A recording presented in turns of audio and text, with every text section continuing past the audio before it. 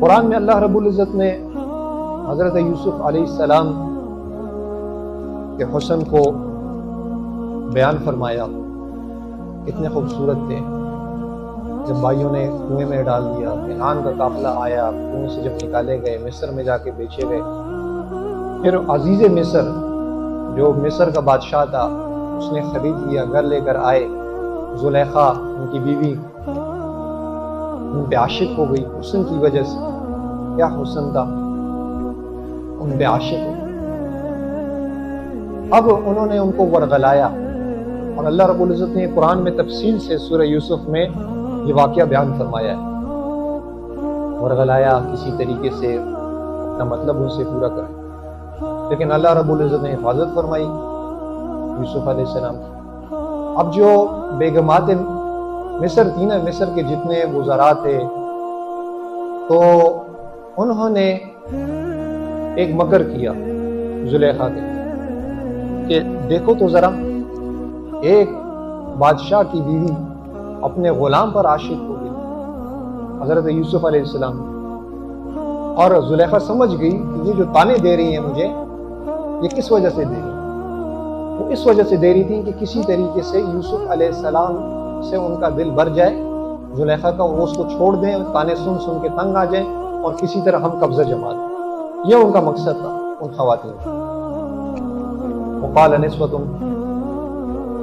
في المدينة امرأة العزيز تراود فتاها عن نفسه قد شغفها حبا، کہ عورتوں نے کہا شہر میں کہ عزیز مصر کی جو بیوی ہے انہوں نے اپنے غلام کو ورغلایا ہے اور اس کی محبت نے اسے فریفتہ کر رکھا ہے۔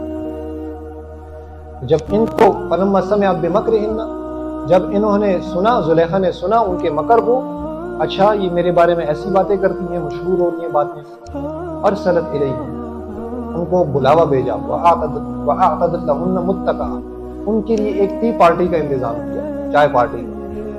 چائے تو اس میں تھی نہیں، کیونکہ کھانے کے علاوہ جو بھی پارٹی ہوتی ہے اس کو ٹی پارٹی کہتے ہیں، تو کوئی پھل وغیرہ اس میں تھے، میوے فروٹ وغیرہ یہ رکھے گئے، چوریاں بھی رکھی گئیں۔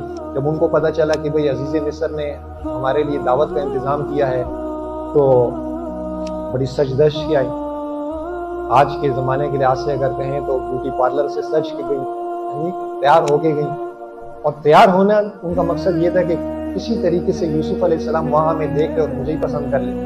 ہر ایک نے اپنے آپ کو تیار کیا کہ کاش شاید ممکن ہے یوسف علیہ السلام کی نظر مجھ پہ پڑے، مجھے پسند کر لیں۔ تیار ہو کے گئی تو زلیخا نے یوسف علیہ السلام کو ایک کمرے میں بٹھا لیا اور کہا جب تک میں نہ کہوں تم نے باہر نہیں آنا، اور جب میں کہوں باہر آ جانا۔ جب دسترخوان لگایا گیا، پھل فروٹ سامنے رکھ دیے گئے، چھریاں ہاتھوں میں لے لیں، وہ پھل کاٹنے شروع ہو گئیں، تو وہاں سے آواز دی کہ نکل آؤ، ان کی طرف نکل آؤ۔ جب یوسف علیہ السلام نکل آئے ان کی طرف، فلما رأینہ اکبرنہ، جیسے ہی انہوں نے اس کو دیکھا تو حیرت انگیز حد تک ان کو خوبصورت پایا۔ اور علامہ مفتی شبیر احمد، مولانا شبیر احمد عثمانی رحمہ اللہ، انہوں نے تفسیر عثمانی میں لکھا وہ ششدر رہ گئی، ششدر رہ گئی۔ تو پہلے ترجمہ میں نے کیا تقی صاحب کا ہے، یعنی حیران رہ گئی۔ اور کیا کہا انہوں نے، حاشا للہ ما ھذا بشر، میں یہ جو ہے نا بشر نہیں ہے، ان ھذا الا ملک کریم، تو کوئی بزرگ فرشتہ ہے، یہ بشر نہیں ہو سکتا، یہ بشر نہیں ہو سکتا۔ اور اپنے ہاتھ انہوں نے کاٹ دیے، کسی نے ہاتھ کاٹ دیے، کسی نے انگلیاں کاٹ دی۔ یہ ان کا حسن تھا یوسف علیہ السلام کا۔ اور یوسف علیہ السلام جب باہر جاتے تھے تو اپنے منہ پر نقاب کر کے جاتے تھے، کہیں فتنے نہ پڑے، ایسے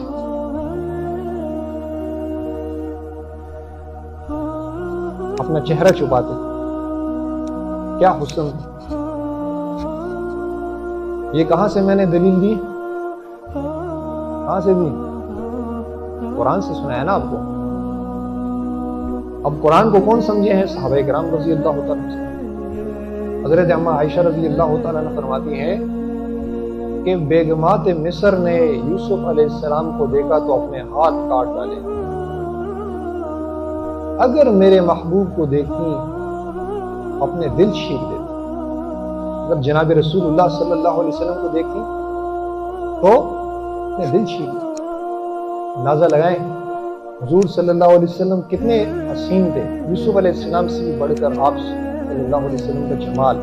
اور جو حدیث پاک میں آتا ہے نا کہ اللہ رب العزت نے حسن کو دو حصوں میں تقسیم کیا، حسن کو، خوبصورتی کو، اور آدھا حصہ پوری انسانیت میں تقسیم کر دیا، قیامت تک جتنے آئیں گے ہم لوگ بھی اس میں شامل ہیں۔